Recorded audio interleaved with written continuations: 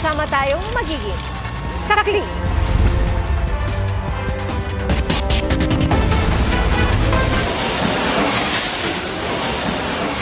Nasunog at sumabog ang isang power bank sa Rojas Airport sa Capiz.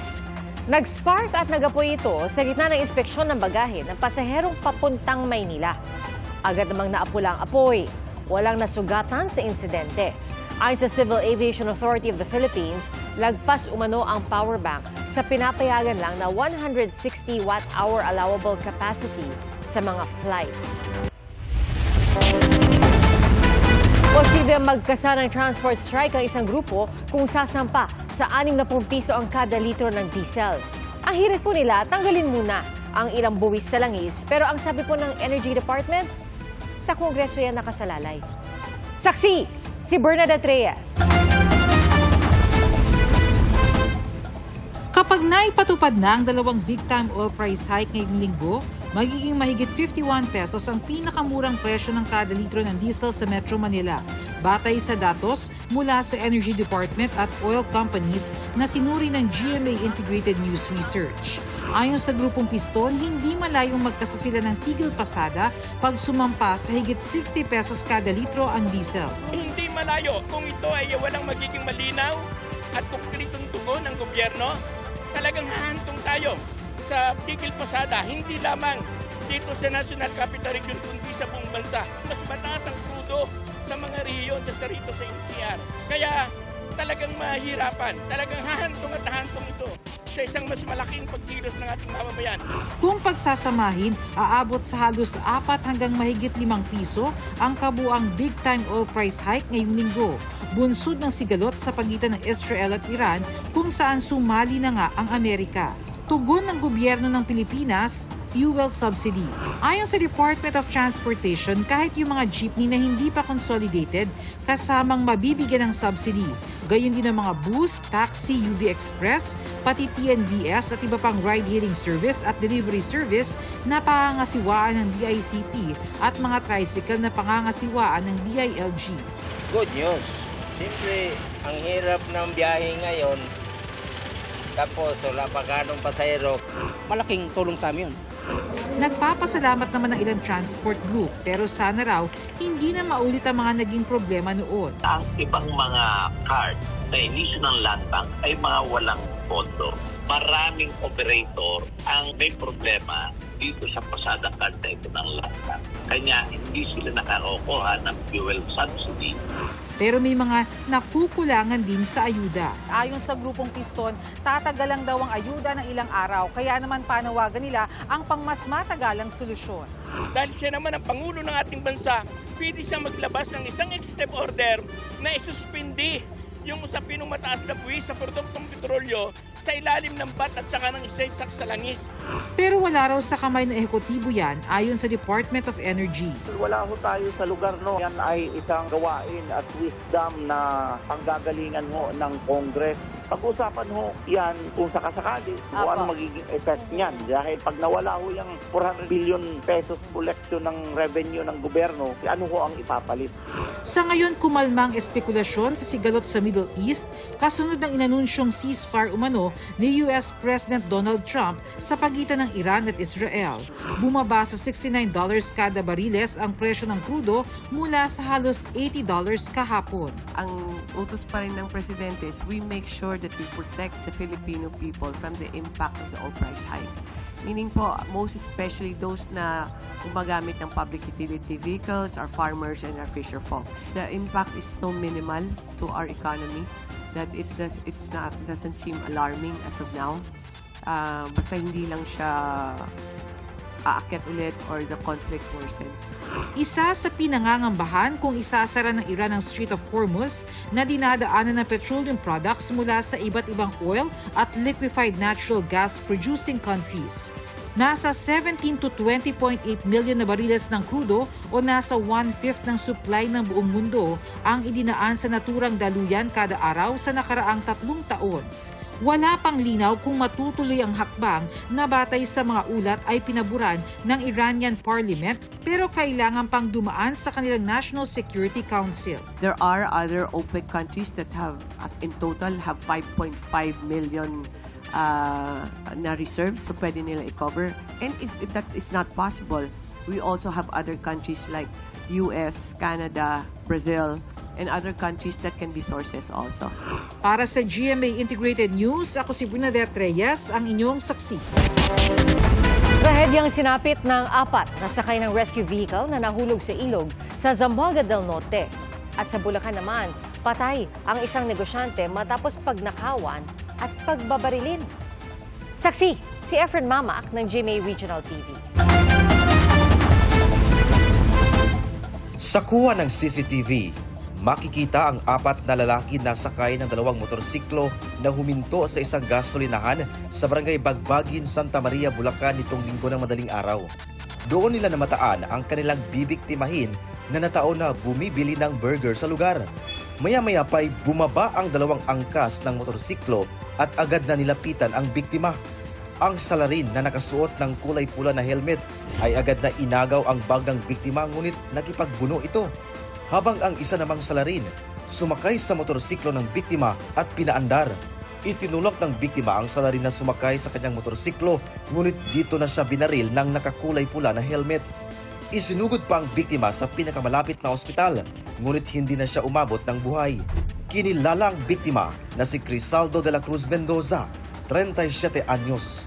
Sa gumawa ng hindi maganda sa aking kapatid, sumuhuan na lang. Makonsensya ka na sana. Maawa ka sa mga naiwan. Ayon sa pulisya, tumakas ang mga salarin sa direksyon patungo sa bayan ng Bukawi. Patuloy pa rin ang investigasyon ng pulisya sa krimen. Trahedya naman sa barangay El Paraiso, La Libertad sa Zamboanga del Norte nang mahulog sa Dapitan River ang isang rescue vehicle. Alas 3 ng hapon kahapon nang dumaan ito sa spillway ng ilog habang may sakay ng 16 na miyembro ng isang religious organization. Pero sa lakas ng agos, tinangay ang sasakyan. Alas 6 ng gabi na naiaho ng payloader. Patay namang ma-recover ang 4 sa mga sakay. Sugatan naman at ginamot sa ospital ang 12 iba pa. Sa investigasyon ng pulisya, galing ang mga biktima sa isang fellowship activity sa Calamba, Misamis Occidental at pauwi na sa bayan ng Dubingag. Ayon sa ilang residente, naghanap umano ng shortcut ang driver. Nilinaw naman ng munisipyo ng Dumingag na may pahintulot nito ang pagpagamit sa rescue vehicle sa mga biktima. Para sa GMA Integrated News, ako si Efren Mamak ng GMA Regional TV, ang inyong saksi. Sa kabila ng limitado ng basaan sa Wata Wata Festival sa lungsod ng San Juan, nagkagulo ang ilang kabataan at nagkabasagan pa ng bote. Saksi, si Oscar Oida.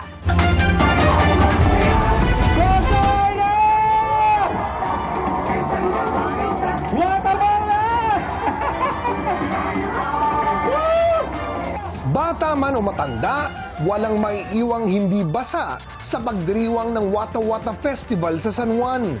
Gamit ang fire truck, ang mga residenteng nakilahok, sinabuyan ng tubig habang umiindak at nagsasaya sa masayang musika. Meron ding mga nagsumba. Naglagay din ng pool sa gitna ng basaan zone. Mayroon ding padunk tank at pa-concert. Meron pang street dance competition kung saan naging mainit ang laban. Tamang-tama sana ang basaan dahil sa mainit na panahon. Pero may mga nanghina at nahilo at naimatay. Sa gitna ng kasiyahan, ilang kabataan ang nagkagulo at nagkabasagan ng bote. May ilang nasugatan. Ang gulo, nag-ugat daw matapos magkabatuhan ng water gun. Agad namang naawat ang gulo dahil sa mga nakapaligid na pulis. Karamihan po sa kanila ay hindi po taga San Juan. Chinek namin, they're not from our city. Again, sa lahat po ng mga gustong makiisa sa aming kapistahan, welcome na welcome po kayo. Ang aking panawagan lang po, huwag naman tayong manggulo. Ang mga ganitong insidente ang iniiwasan ng LGU, kaya mas nagigpit na ngayong taon. Mula 7 a.m. hanggang 2 p.m. na lang ang ginawang basaan. Nilimita lang sa loob ng itinalagang basaan zone ang Pinaglabanan Road mula N. Domingo hanggang P. Guevara at ang paligid ng Pinaglabanan Shrine. Bawal din ang paggamit ng maruming tubig at anumang bagay na nakakasakit. May ipinatupad ring liquor ban. Yung basahan po dito sa San Juan, mas solid po ngayon. Walang perwisyo. Yung papunta sa trabaho, iba may emergency, etc. Yun lang. Noong nakaraang taon, nag-viral ang ginawa ni Boy Dila na anyay pagmamalabis sa basaan. Kaya ngayong taon, maitinakda na ring 5,000 pisong multa para sa mga lalabag sa guidelines at hanggang 10 araw na kulong bilang parusa. Para sa GMA Integrated News, ako si Oscar Oid, ang inyong saksi. Kanselado ang ilang flights papunta at palabas ng Middle East kaya hindi makaalis ng Pilipinas ang ilang OFW. At kasunod yan ng pansamantalang pagsasara ng airspace ng 3 bansa dahil sa missile strike ng Iran sa Qatar. Ating saksihan. Po, di ba yan? Ang dami. Mistulang pailaw mula sa malayo pero nagdulot ng matinding takot sa mga nakasaksing Pilipino ang mga missile na pinakawalan ng Iran sa US military base sa Qatar. Ang caregiver na si Christine, halos 3 oras nagtago sa basement ng bahay ng kanyang amo. Makapasok lang sa trabaho, around 7:30, naramdaman namin yung parang lindol.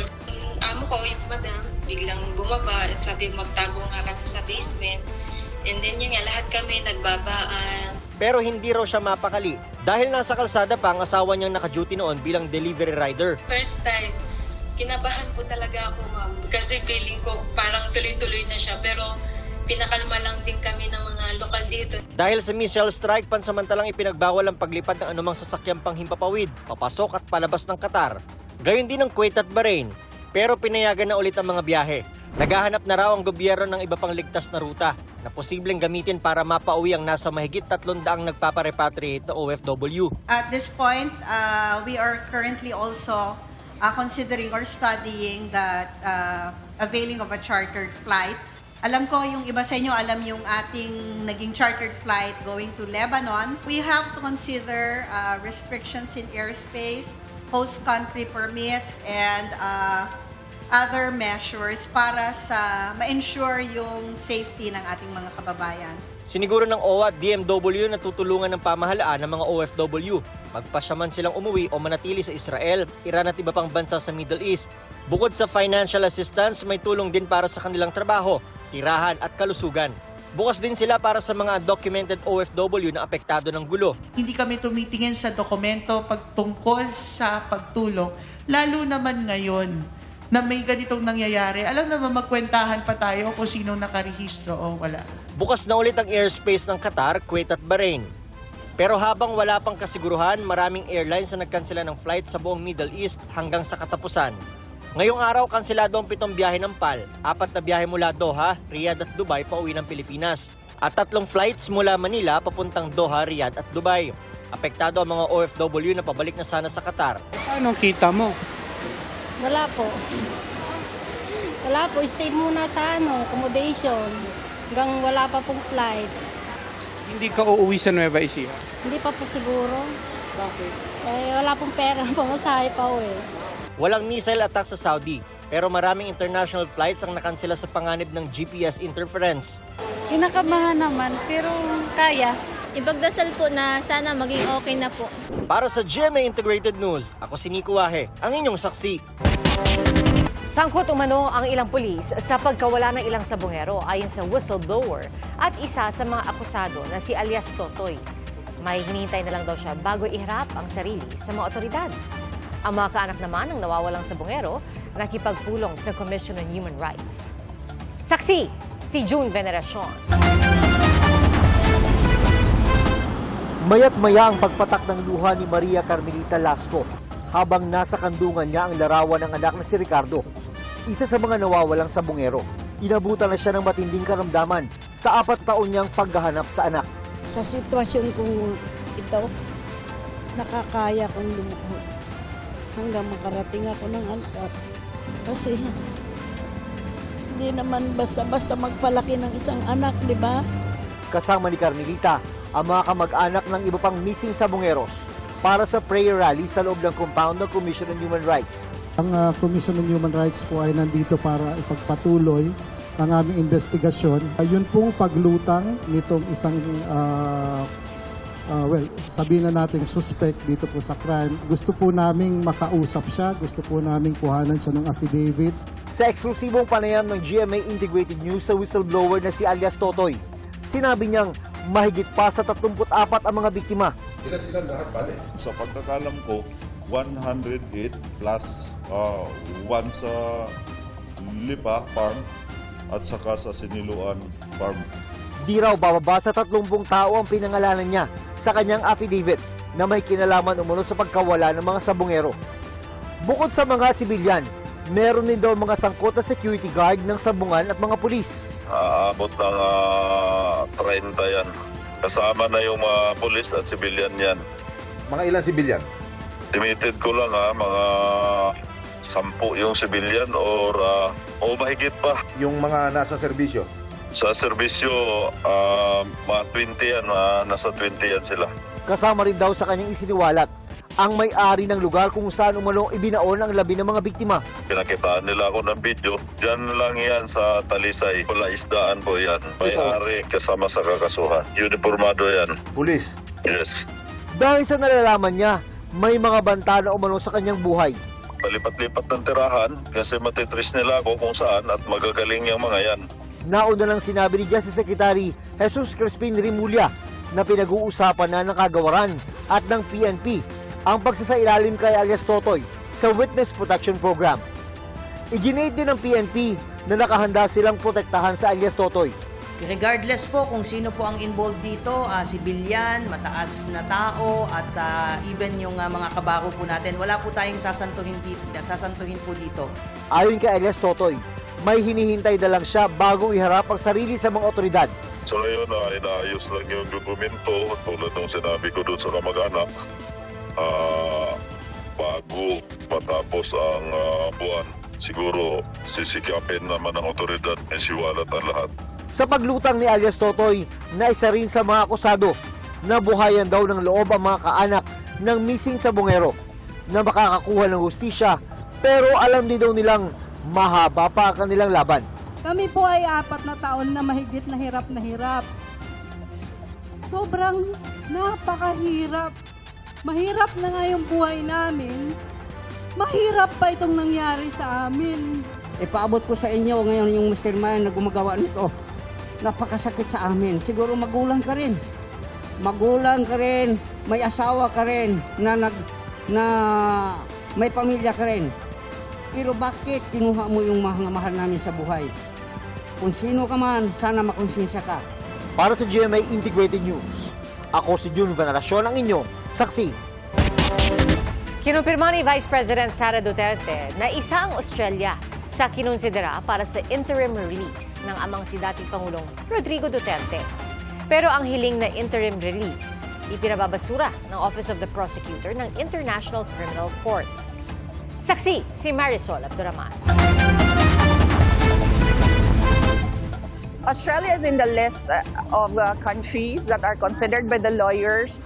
Si Vice President Sara Duterte na mismo nang kumpirma na isa ang bansang Australia sa kinonsidera ng legal team ng kanyang amang si dating Pangulong Rodrigo Duterte para sa kanyang interim release. Paglilinaw ng bise, hindi ito ang kanyang pakay sa kanyang pagbisita sa Australia kamakailan. Gayunman, sinubukan daw niya makipag-ugnayan kay Australian Foreign Minister Penny Wong. But unfortunately, she is unable to meet me on Monday. So I will not be visiting Australian government officials for this visit. But I do hope that I can meet them in my next visit in the future. Bukod sa Australia, may isa pang bansa na binanggit sa hiling ng interim release ng kanyang ama pero hindi siya nagbigay ng detalye tungkol dito. Sa 15 pahinang dokumento noong June 23, hiniling ng Office of the Prosecutor ng International Criminal Court na huwag pagbigyan ng interim release na hiling ng defense team ni dating Pangulong Rodrigo Duterte.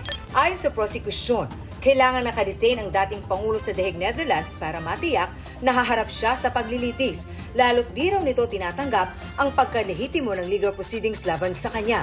Posible rin daw magkaroon ng oportunidad ang dating Pangulo na pagbantaan ang mga testigo kung pagbibigyan ang interim release. Sinagot din ng prosekusyon ang sinabi ng depensa na naghayag ng hindi pagtutulang prosekusyon sa pansamantalang paglaya ni Duterte sa hindi binanggit na bansa. Ayon sa prosekusyon, hindi sila pumayag na sa naturang bansa isagawa ang interim release, kundi sa ibang bansa na di rin nila pinangalanan. May mahabang kasaysay na raw ito ng kooperasyon sa ICC, di gaya ng bansang tinukoy ng kampo ni Duterte sa kanyang hiling.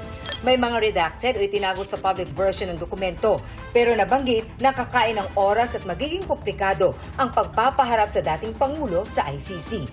Wala pang pahayag tungkol dito ang kampo ng dating Pangulo. Para sa GMA Integrated News, Marisol Abduraman, ang inyong saksi. Sinabi ni Ambassador of the State of Palestine to the Philippines, Munir Anastas, na malaking problema para sa Palestine ang pagdating ng humanitarian aid sa Gaza at West Bank sa gitna ng opensiba ng Israel. Sinabi po niya yan sa kanyang pagbisita sa GMA Network. Sa pakikipag-usap ng Ambassador kay GMA Network President and Chief Executive Officer Gilberto R. Duavit Jr., kabilang sa tinalakay nila ang kultura ng Palestine at ng Pilipinas. Kasama rin nila sina Senior Vice President and Head for GMA Integrated News, Regional TV and Synergy, Oliver Victor B. Amoroso, at Vice President and Head of GMA Corporate Affairs and Communications, Angela Javier Cruz. Paglilihis ng atensyon mula sa sitwasyon sa Gaza, ang panibagong opensiba ng Israel sa Iran. Ayon po yan kay Palestinian Ambassador to the Philippines, Munir Anastas. At ngayong 2 taon mula nang sumiklab ang tensyon ng Palestine at Israel, panahon na anyang idiin ng Pilipinas sa Israel ang pagresolba ng krisis sa Gaza. Saksihan ang aking eksklusibong panayam kay Ambassador Anastas.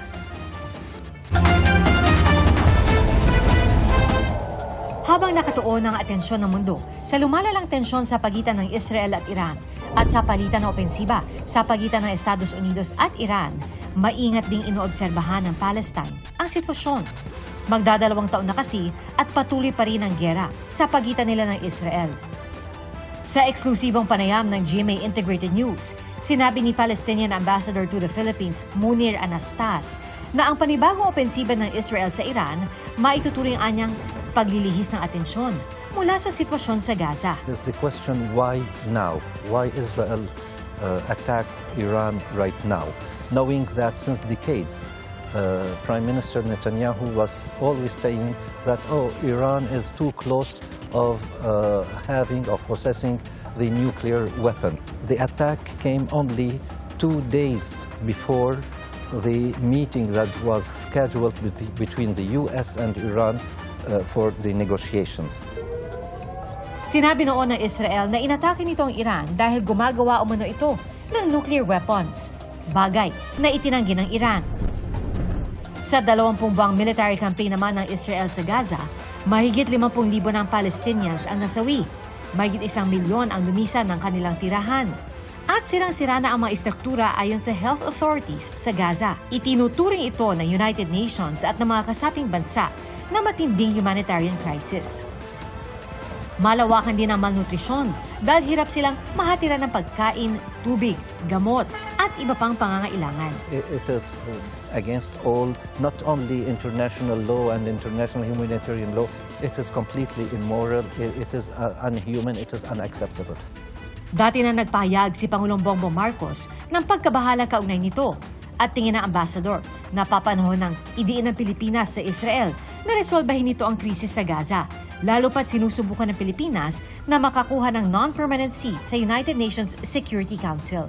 What we hope that Philippines has good relation with Israel is to apply some pressure on Israel in order that Israel respect the humanitarian question in Gaza especially, and in the West Bank as well. In any case, we are really thankful for the President and the government. Isa sa mga isinusulong ng United Nations ang pagkakaroon ng two-state solution sa pagitan ng Israel at Palestine, kung saan paghahatian nila ang lupang inookupahan nila. Posible raw ito, pero dapat makitaan ang magkabilang partido ng sinseridad. Is it viable still? Yes, it is. Even if it is weakened, there is a need to have a change within Israel with such a government, of course, it wouldn't work since they declare it very clearly they are opposed to such a solution. Second thing, it's not only freezing the settlements, but also having a solution to take all settlers back to Israel. Ayon kay Ambassador Anastas, hangad nila ang pangmatagalang kapayapaan at umaasa sila na bago pa lalong lumala ang sitwasyon sa pagitan nila at ng Israel, makakamit nila ito. If there is a will, there is a way. It is a political conflict, it is a legal conflict, it is a territorial conflict, whatever you want, but not religious. Nakakatindig balahibo ang pagkakabiti ng isang cargo truck sa gilid ng naputol na tulay sa China. Kitang-kita ang bangin, pati ang driver na nakadungaw mula sa loob ng truck. Base sa pag-uusap nila ng uploader ng video, mahina ang signal kaya hirap silang tumawag ng saklolo. Hindi pa malinaw kung ano ang sumunod na nangyari, pero paliwanag ng mga otoridad, bumigay ang bahagi ng tulay kasunod ng landslide, bunsod ng malalakas na ulan.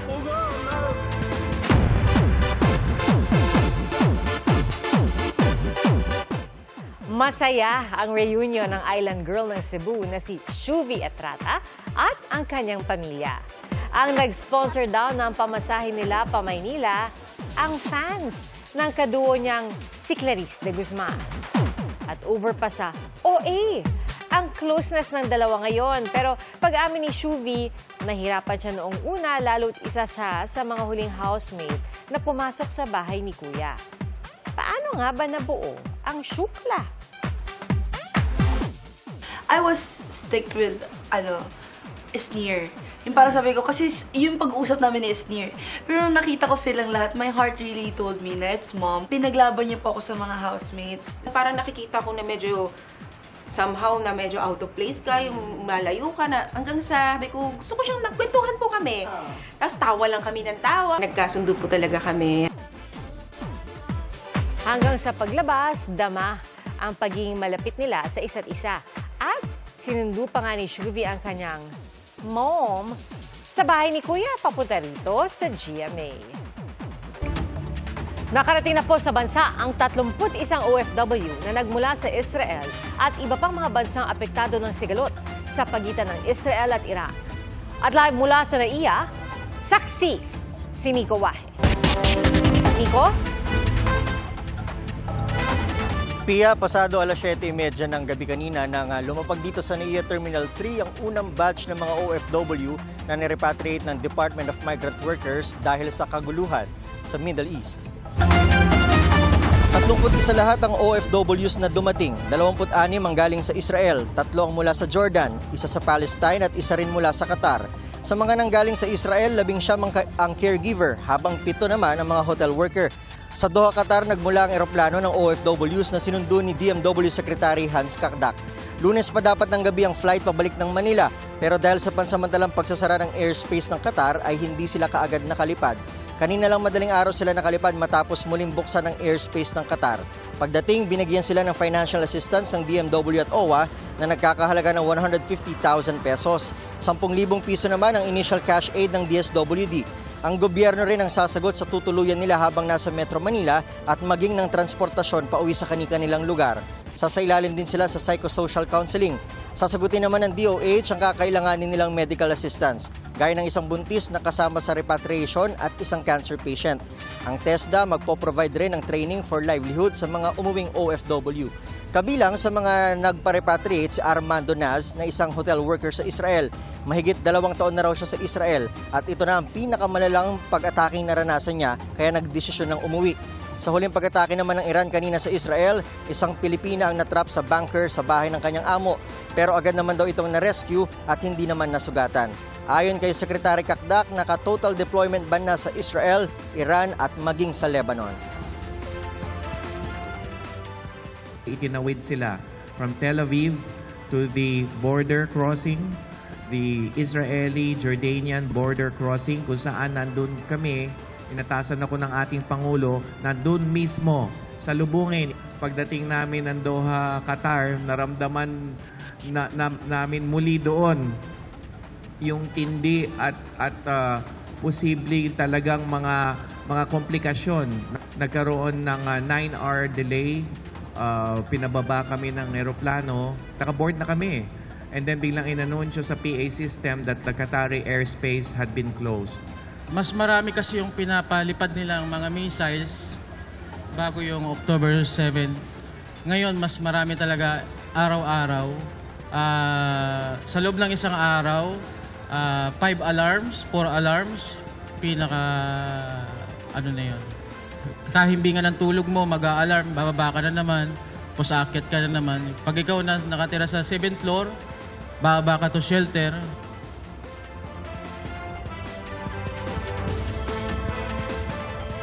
Pia, nasa 300 na raw ng mga OFW ang nag-request ng repatriation sa DMW. Ang susunod na batch ay posibleng dumating sa June 26 o 27. Nasa 50 OFW ang next batch. At live mula rito sa NIA para sa GMA Integrated News, ako si Nico Ahe, ang inyong saksi. Bumuhos po ang kasiyahan sa iba't ibang bahagi ng bansa ngayong pista ni San Juan Bautista. At hindi siyempre nawala ang taunang tradisyon ng basaan. Bukod dyan, pangmalakasan din ang tugtugan sa Samad, Bataan na nagpaindak sa mga residente. At idinaan naman sa fluvial procession ang selebrasyon sa Bago City sa Negros Occidental. At ang basaan sa Surala, South Cotabato sa tabing ilog Ginanap. Salamat po sa inyong pagsaksi. Ako si PR Kanghel para sa mas malaki misyon at sa mas malawak na paglilingkod sa bayan. Mula sa GMA Integrated News, ang News Authority ng Filipino.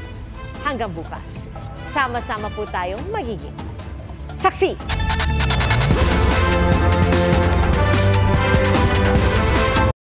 Mga kapuso, maging una sa saksi. Mag-subscribe sa GMA Integrated News sa YouTube para sa iba't ibang balita.